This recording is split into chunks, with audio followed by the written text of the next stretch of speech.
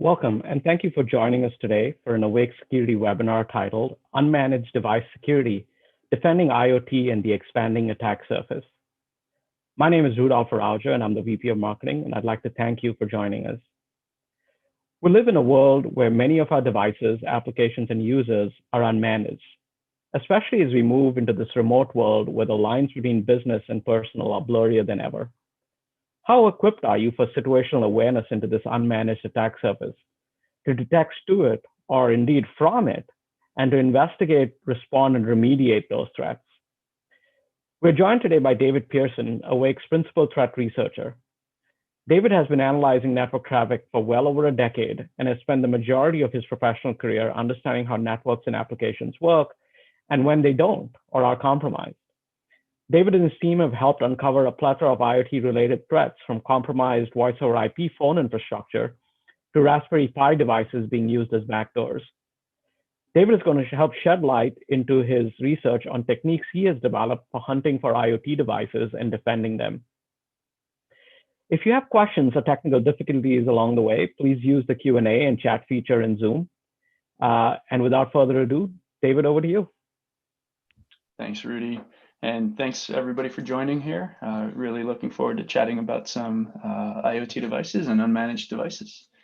Let's jump right into it. If I know how to use my mouse. So I think Rudy already covered, principal threat researcher, been with Awake for quite a while now. It's been a blast. So there's a lot of really cool things that we'll be able to talk about today. So just level setting agenda. Why do we care about IoT in 2020? Plenty of good reasons. What was the research that my team and I did, and how do we actually put that into practice? How did we do that research itself? And then, of course, what are the actual applications of that? What are the real world examples where we found all sorts of categories of problems, whether it's just understanding what the network looks like in the interesting but benign case, finding compliance risks, things that are maybe not indicative of an active attack, but could be the precursor to an attack, could be something that causes you to have risk.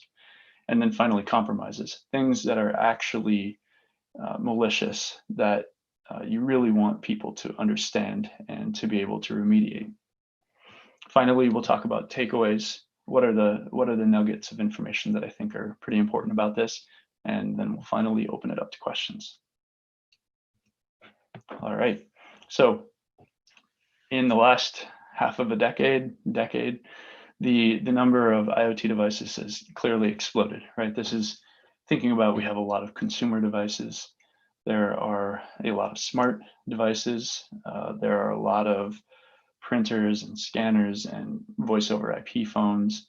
All of these different things end up on organizations' networks, right? All of these things can be used for attacks, can be used to be the initial starting point, can be used to further an attack, can be used to learn information about the network, can be used as a vector to learn information about the users within the network. There's just an absolutely massive number of devices that now exist that are in this non-traditional, non-managed space. So you see this chart here, the bar chart for 2020 shows the green aspect at the very bottom is what traditional enterprise is.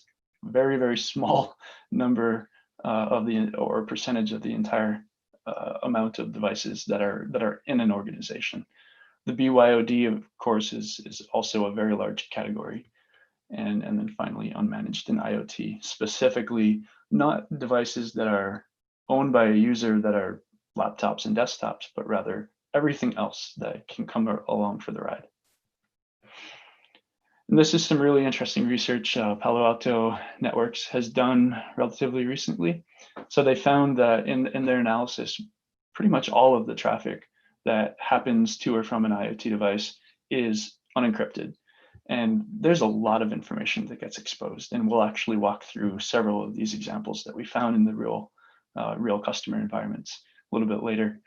Another important point here is oftentimes these devices are set up and are either forgotten or they kind of end of life in place.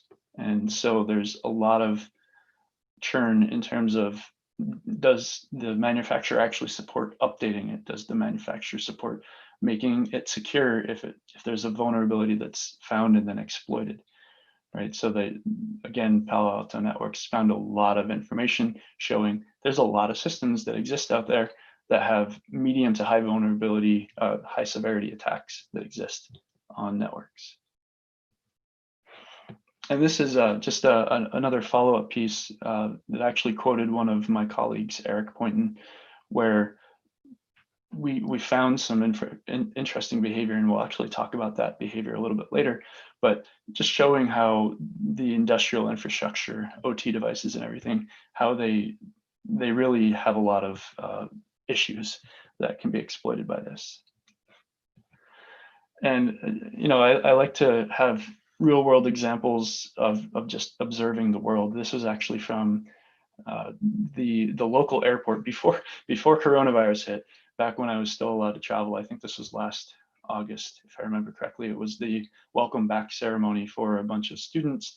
And this was at our local airport. This was a very large vertical screen. They had just done an entire renovation in the airport, spent a lot of money, and made it really user-friendly and informative. And so this very large display in the center of the airport, I noticed that there was a team viewer, which is a remote access tool that's used for plenty of legitimate purposes, but also is co-opted by malicious folks to do lots of extra special things.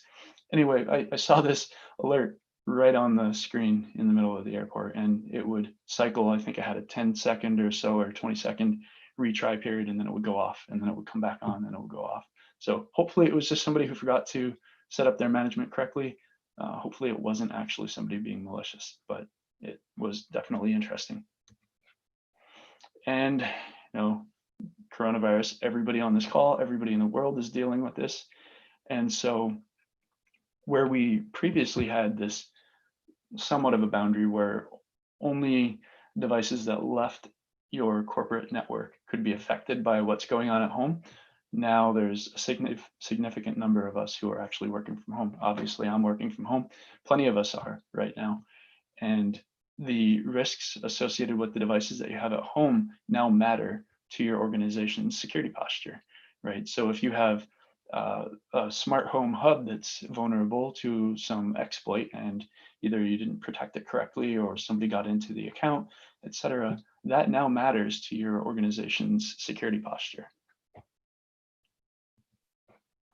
Okay, so we've talked about why. Let's actually talk about how we were able to identify these devices. So this is research that I did probably about 2 years ago at this point. And I spent a lot of time analyzing our customer networks to understand how different types of devices showed up. And we'll walk through some of the insights that I found from there. So the hypothesis that I wanted to either prove or disprove at the beginning of my research was that I could analyze the behavior from these different devices over time and figure out what devices were IoT and OT devices, which ones were mobile devices, which ones were BYOD systems, which ones were corporate infrastructure, and then finally enterprise devices. And we'll walk through what I mean by everything that I just mentioned in a second.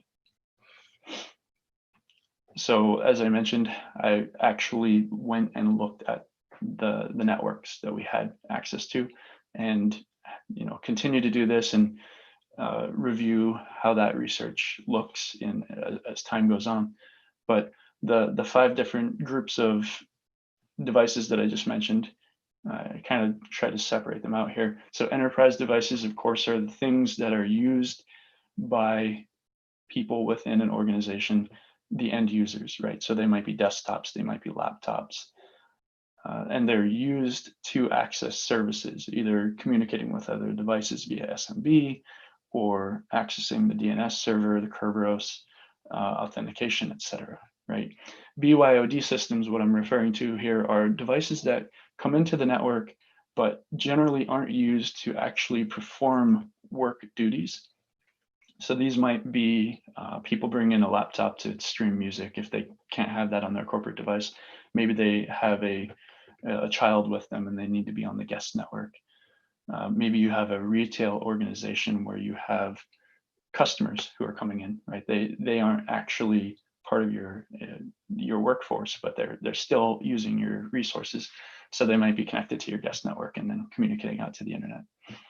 Mobile devices are kind of somewhat of a subset of that, but also special in that they really move around a lot. Whereas BYOD systems, the laptops and such of the world, they certainly move around, but they're not as prolific on average as the mobile devices, the phones and the iPods and so on.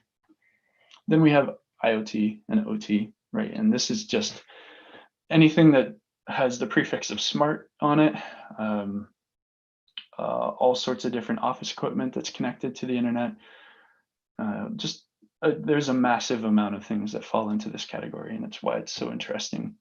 And then finally, corporate infrastructure. These are the things that serve the services that enterprise devices use. So you might think of DNS servers, Active Directory servers. You might think of access points for your organization to be able to use services from a laptop that doesn't have an Ethernet jack, for example.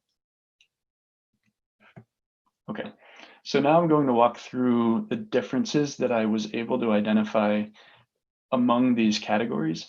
And the important point here is this is not a situation where every single device will perfectly match this, but these are pretty broad characterizations that are very applicable to the wide variety of things that fall within each of them.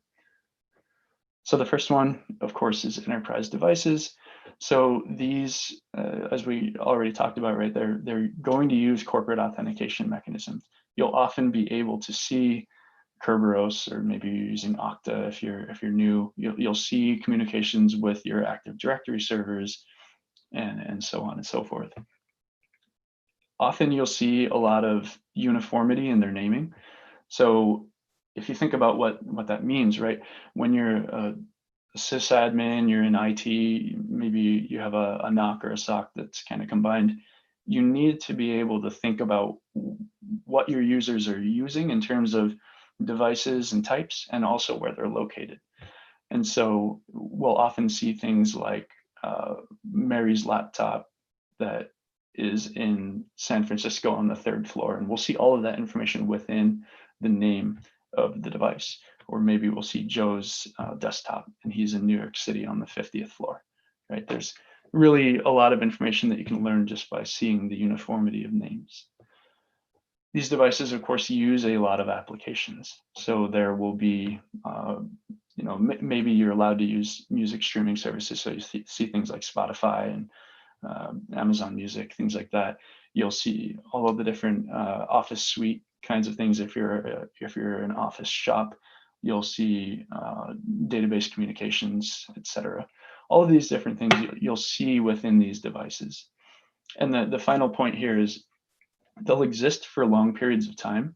So that's not to say that they'll be continuously talking for that period of time, but rather if you're observing a network for, say, 3 months, right? Maybe you've started setting up your infrastructure 3 months ago, and you see the devices that exist on the network. You'll generally see these things showing up relatively regularly, usually Monday to Friday within certain working hours. But of course, they fall within other times. You'll see these devices showing up over and over again and be able to track that if you have this concept of a device. BYOD systems, again, there's a little bit of a blur depending on if they're using corporate authentication mechanisms. I'm referring to the ones that are separate from that. They are not using corporate authentication mechanisms. They're not trying to use services that are within your organization that are meant for privileged users. So that's one big difference that we'll see there.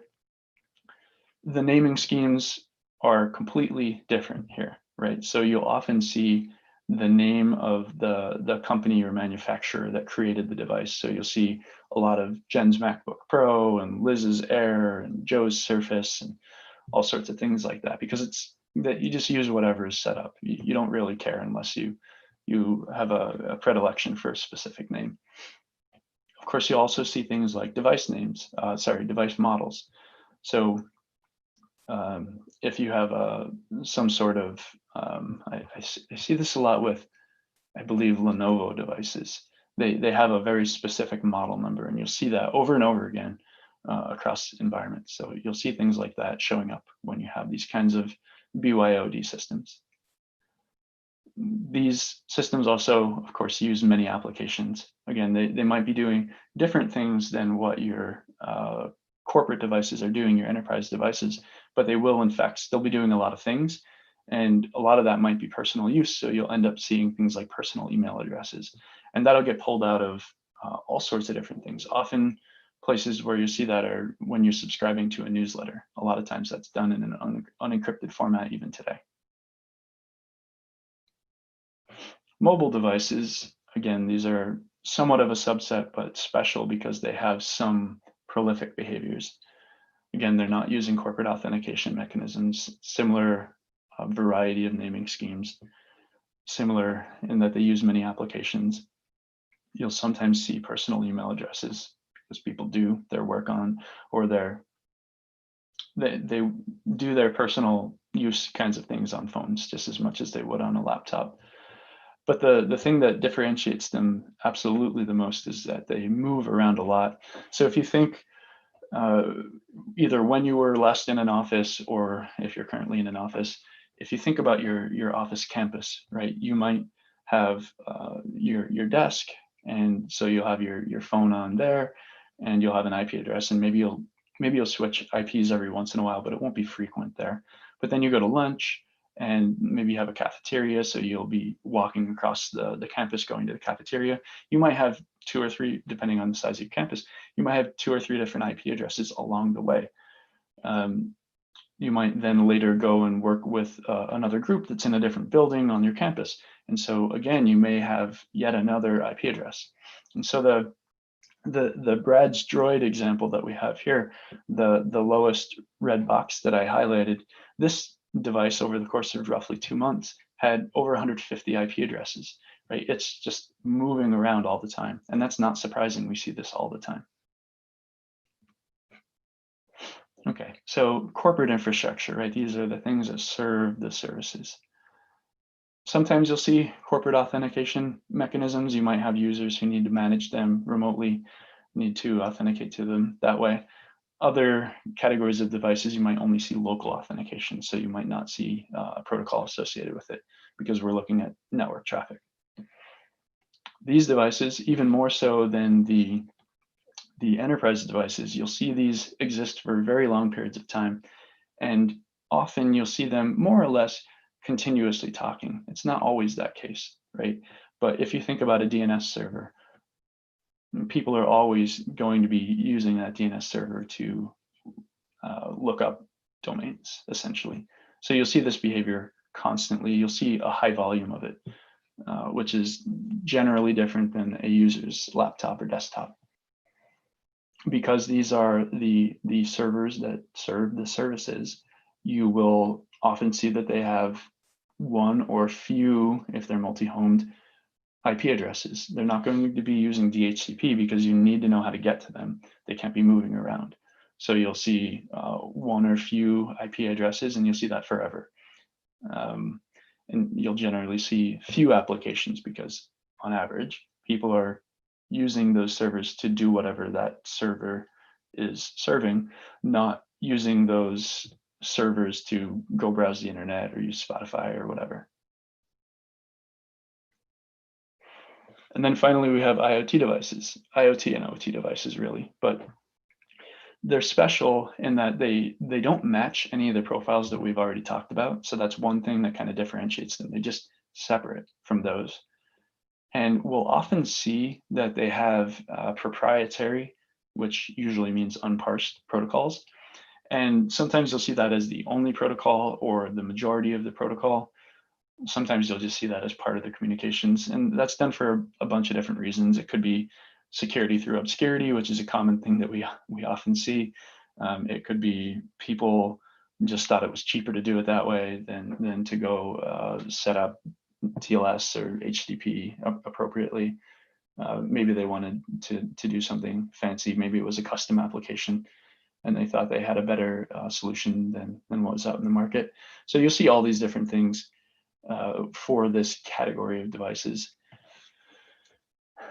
The one thing that you very often see is these devices will learn their environments essentially by shouting. So if you imagine going into a room as a human and just yelling, "Hey, I'm David, what are all of your names?" And everybody responds to you. That's essentially what these devices do. And you'll see this all over the place on the network. And it's a great way to be able to understand what kinds of devices you have. You'll often see specific naming schemes. The screenshot that I have here is from a bunch of similar Apple TVs. They're all named Apple-TV-S number. That wasn't set up by somebody. That was just how they came. And so you just see them over and over again like that. You'll see that with Amazon Alexas as well. The last point that I wanted to call out more explicitly, and the screenshot shows it, is because you can think about a device, you can think about how they over time differ or are the same as other devices within your network. And so you'll be able to almost magically be able to identify, hey, these devices are similar, and that means that they're probably either the same device or doing very similar things. And so we see that a lot with these devices.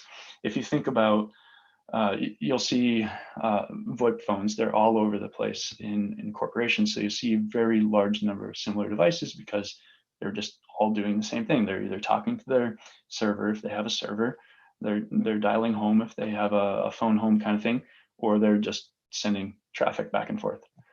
You might also see, if you have a bunch of people who have smartwatches, you might see a bunch of Apple Watches, for example, in your environment. And that's probably not something that you bought for the employees. That's just something that they have from their lifestyle.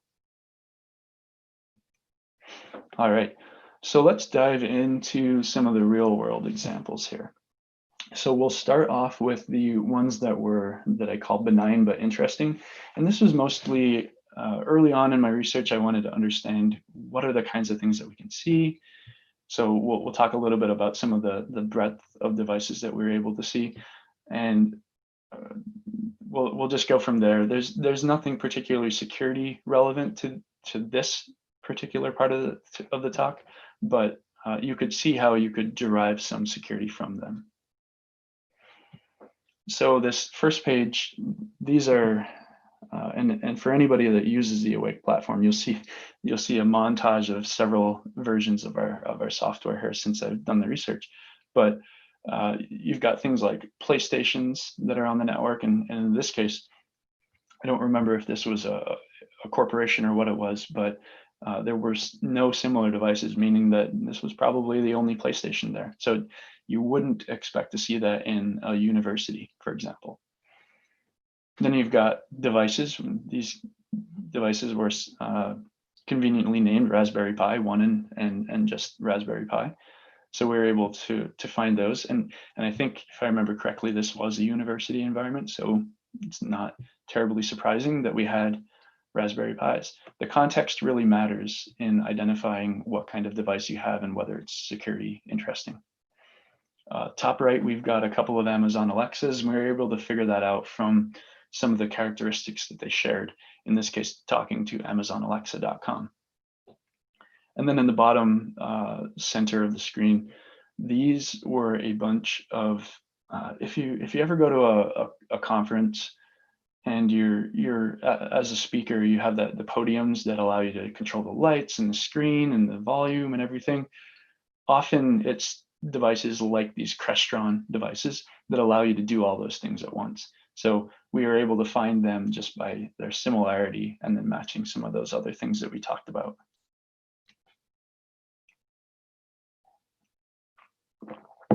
So this one's really interesting. This was a relatively recent discovery. So conference rooms generally act the same, right? You, as somebody who's deploying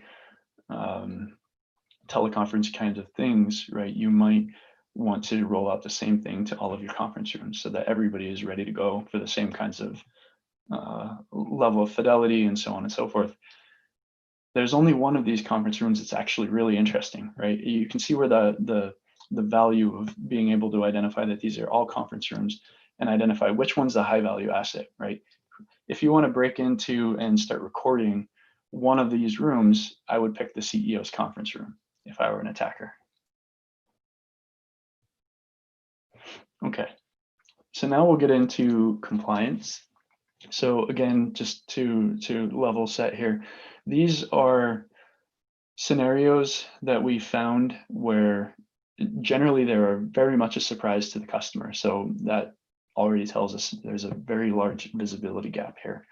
But what we identified is sometimes these things are very, very important depending on your industry, right?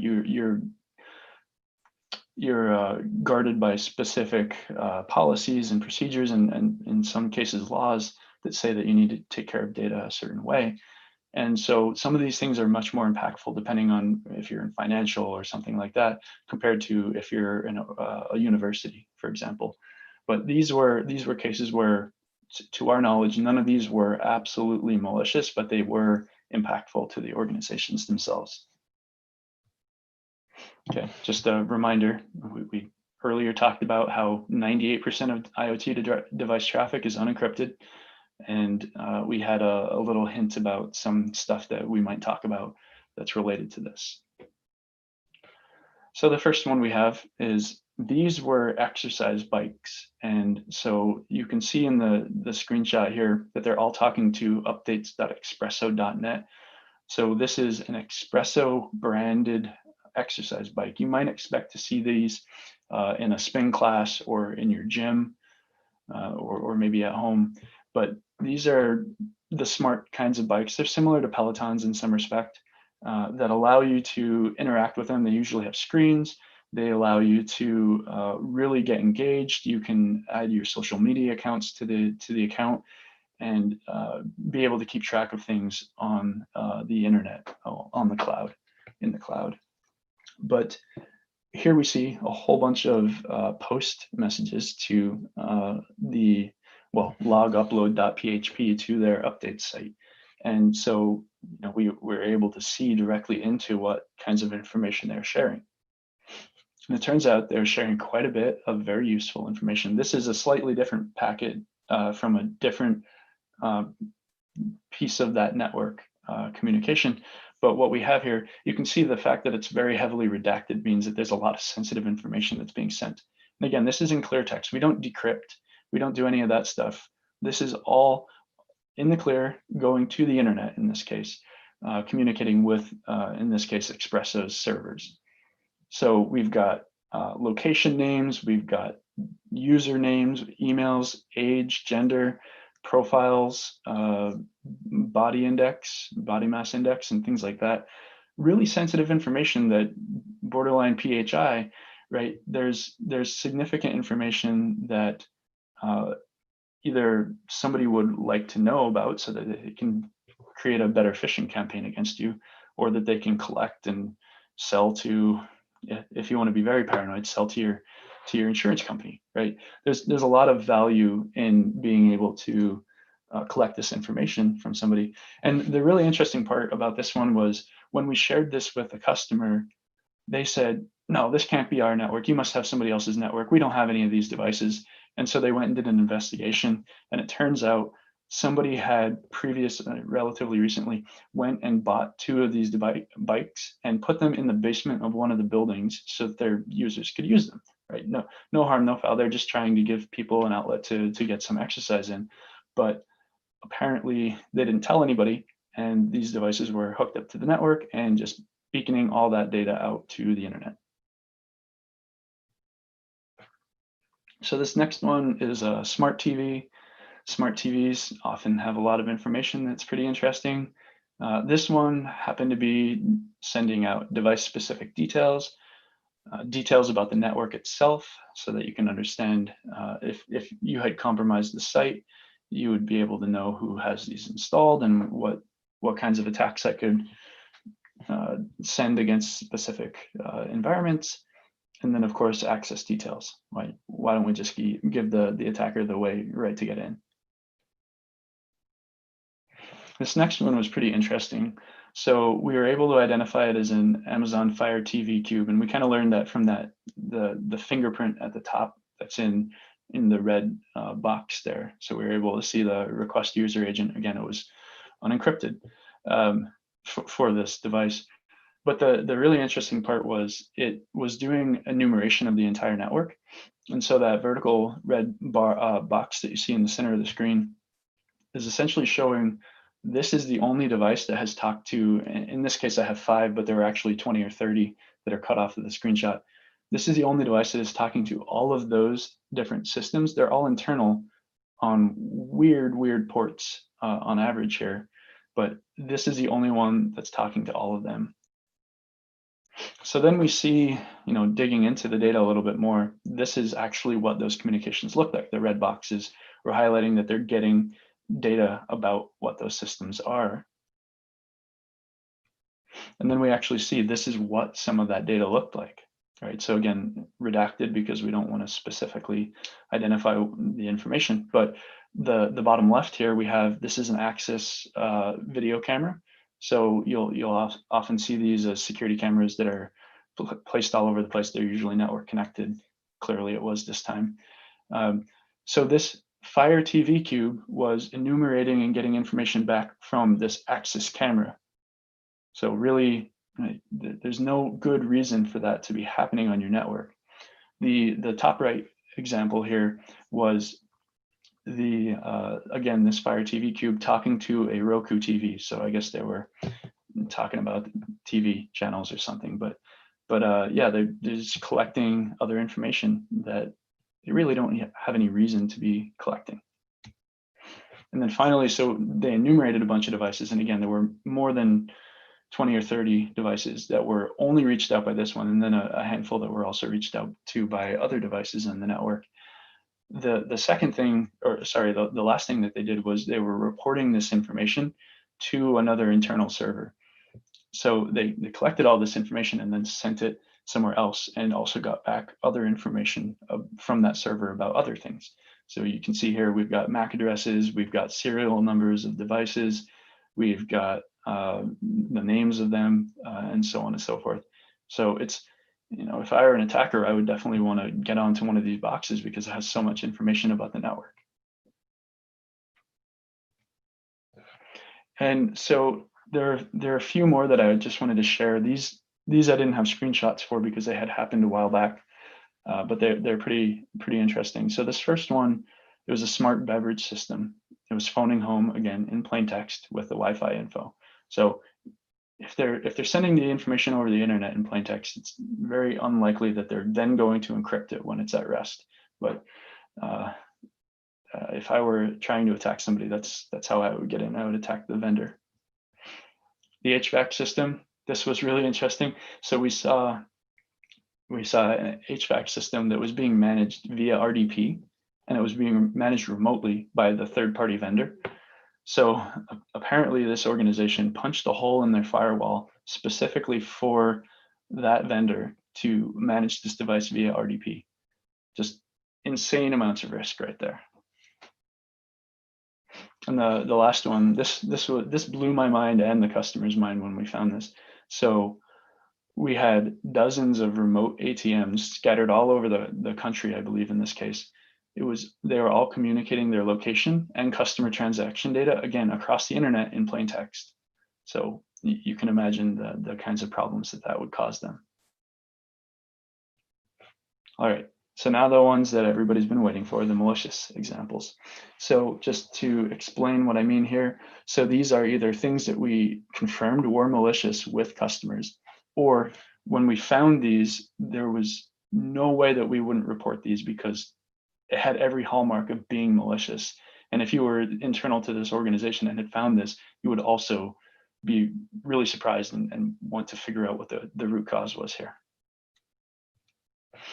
So the first one was a BeagleBone, and BeagleBone is very similar to a Raspberry Pi system on a chip, very lightweight, very easy to hide, also extremely powerful. So this BeagleBone was on a utility company's network. It was the only one on the network, which throws up a red flag. Also, it's a utility company. Why does it have a BeagleBone on the network? It, at the time, was only on the network for 5 or 6 days. And it was enumerating the network, learning about other shares that existed and other devices that existed, and then finally accessible via SSH. That was kind of the key there. So really surprising finding, and they were also surprised. The next one, so we talked a little bit about the access cameras a little bit earlier, in having been enumerated by that Fire TV cube. In this case, so the access cameras are one of the devices that gets picked on, right? They're the Microsoft of 2020, and that Microsoft always got picked on for all the vulnerabilities that they had. So these devices are just riddled with problems and often don't get patched for the reasons that we already talked about. So you'll see a lot of scanning for them, and of course you'll see a lot of vulnerability scanners doing that, but it's very interesting when it's not a vulnerability scanner doing this scanning. So this was an internal system that was scanning this that had absolutely nothing to do with the sanctioned scanners that existed within this organization's network. And it was just trying to hit the cameras over and over again. This next one was pretty interesting. So we found this relatively recently. So this was a Raspberry Pi that we found inside a financial company. And so you can see that top right screenshot there. We have the threats category. So you can see this was something that our adversarial modeling automatically said, hey, by the way, this is something interesting. There's only one device in the entire network doing it, and it's an IoT device using TeamViewer. So we dug into this a little bit more and found out, okay, it's actually a Raspberry Pi. We can confirm that.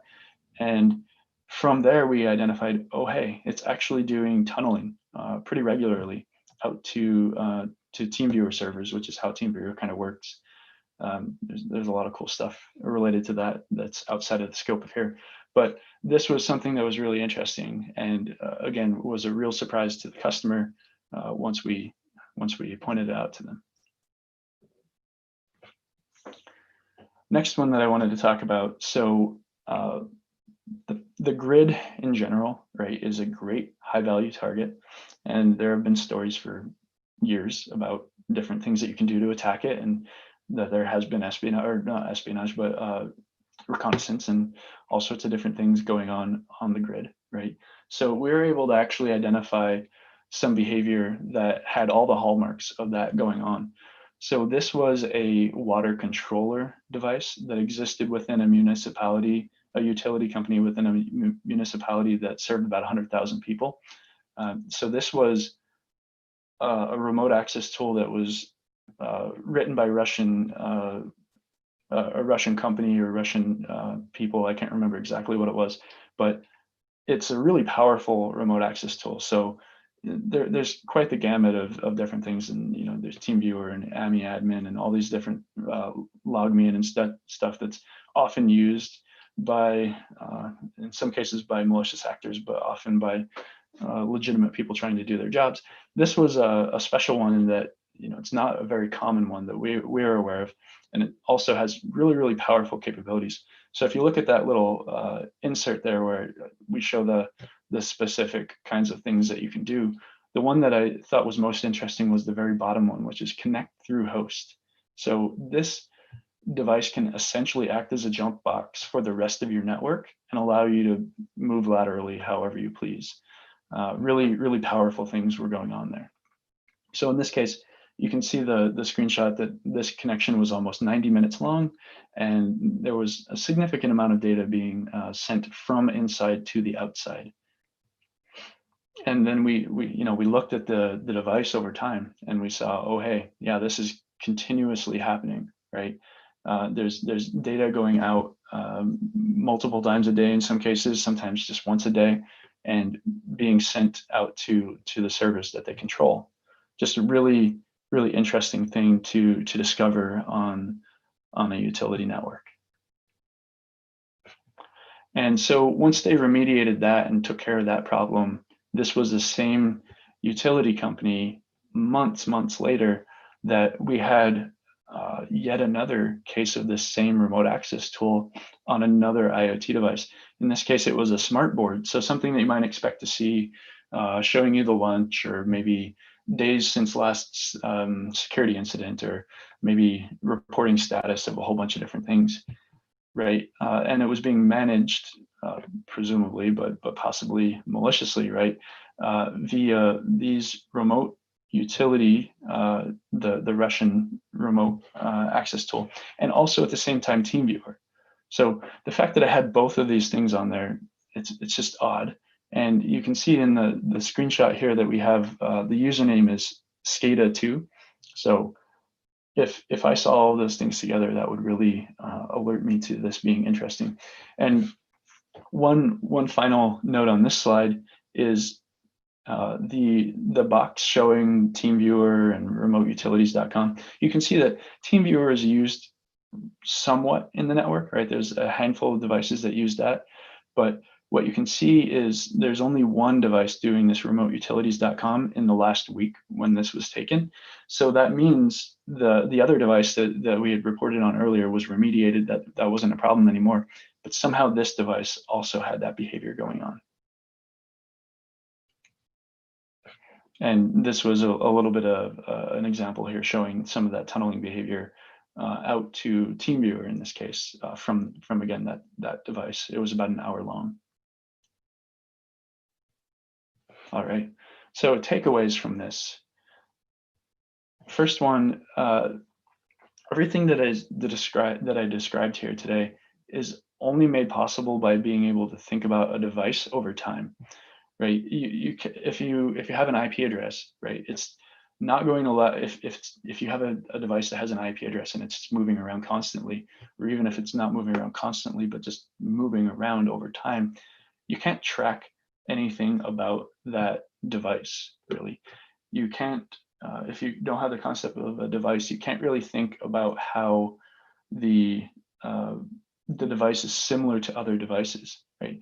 You really need to have this concept of what a device is from the same way that a human would think about it, right? To be able to say, this is actually interesting in this environment versus, hey, this is just another person in our university environment doing something uninteresting. Behavioral analysis is also really important. So we talked about the HVAC system that was accessible from the internet through a firewall rule via RDP. Anytime you expose something to the internet, it's essentially compromised. You need to be very careful. You can have these rules which they had in place for this, right? I made sure that I couldn't reach it at the time. So it's important to be able to have these rules in place so that you can't just be completely exposed. But it's really a big risk. And even in the case where you have these rules set up, right? You can imagine if I'm an attacker and I compromise the third-party vendor, right? Now I have the ability to jump into this environment. And if this was a process that was set up by the vendor, it's likely that they're doing something similar in other environments. So the third-party vendor risk aspect here is pretty important.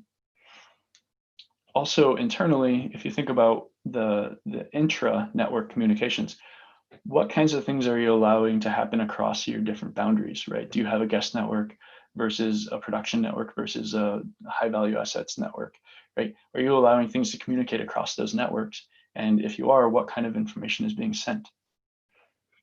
And then finally, information that's being sent or received externally. So thinking back to the communications to the espresso bikes that were going out to the internet, what kind of information are you allowing to cross your boundary? Think about the ATMs, right? What information is going potentially in plain text across your boundary to other devices? That's potentially a very large risk to you, depending on what your organization's rules are. And finally, segmentation. it's really important, going back to the intra-network communications, it's really important to reduce the scope of attacks by keeping these devices separate, because if they're allowed to talk to essentially anything, it's a great way for an attacker to bypass a lot of your other controls. All right, so with that, we can open it up to questions, Rudy. Excellent, thanks, David. Folks, if you've got any questions, definitely put them into the Q&A section, and I know David will be happy to answer them. So, David, we've got a few questions that came in. Firstly, how does encryption play into this, right? Aren't most of these devices communicating over encrypted channels? Can you really perform network analysis? So what are your insights or experiences been, David? Yeah, so we'll first talk about IoT devices specifically. So you can remember back earlier that 98% of the communications are in the clear. So to start off with, for this particular case, generally speaking, there's a lot of data that's just in the clear. So that is one note to take from this. But of course, lots of things are encrypted, and presumably over time, IoT devices will also start to encrypt their data. Right, so there's a lot of things that you can do with encrypted data. You don't need to have decrypted data to do pretty serious analysis. So you to go from a very high level, and we can work down, if you have things like the concept of whether data is going in or out of a device, right? Are they uploading data? Are they downloading data? Is there actually some indication that there's a tunnel, right? If you're tracking how long that session has existed. And then you can get into much more detail. So you have things like from the open source side, you have JA3, and I think Cisco has Joy, which are encrypted traffic analysis platforms. And they definitely have pros and cons associated with them. If I remember correctly, Cisco's Joy is meant to improve upon JA3 by taking a different approach. And so that gives you a little bit more information about what's going on. And internally to Awake, we have a couple of subject matter experts who are also working on even more advanced capabilities. And some of the things that we're able to do are to improve upon some of the problems that JA3 has. And we're able to actually identify all the way down to specific applications that are doing behavior, even if it's encrypted, just by analyzing the TLS traffic in this case. And that's 1.2, that's 1.3, that's back farther than that as well. Yeah, and just as a sneak peek, we actually have a couple of webinars on encrypted traffic analysis that'll be happening next month. So we can get into a lot more detail about it. I think, David, like you said, context is everything, right? Knowing that it's a browser going to Twitter is very different than seeing an IoT device going to Twitter. I don't know if IoT devices are tweeting yet, but so I think to your point, the application visibility definitely helps. Next question, David. You talked about device knowledge being important as one of your key takeaways. How do you successfully follow these devices during any investigation? In this particular attendee says, we have a highly DHCP environment and IPs change all the time, so we struggle with keeping our analysis straight. Any tips or tricks here? Well, I mean, I could be crass and say buy Awake, right? We do this for you, right? So it's a pretty important aspect of it to be able to track that device over time. But if you have high DHCP, right, there are other signals that exist within devices that you can use to identify things. And I won't go into too much detail here, but I think the point is there are a lot of things that happen internally that allow you to be able to track that this is actually the same device over time. And of course, there's also this concept that we use at Awake, and I'll describe it at a high level, but I hope that you can kind of see where I'm going with it. So every device, so imagine if you had to fingerprint me, for example, you could say, oh, he's a guy, he's wearing a purple shirt, he's got not small ears, whatever the case, right? You can see things that are characteristic of me, and you can say, oh, all right, now I can go identify David in a crowd because I see what's interesting about him, what's notable for him. You can do the same thing with devices themselves. And so you're able to see things that are notable or fingerprintable about a device. And it's not necessarily at like a session level, but it's actually broader than that, right? You can see different kinds of applications that are being used. You can see different types of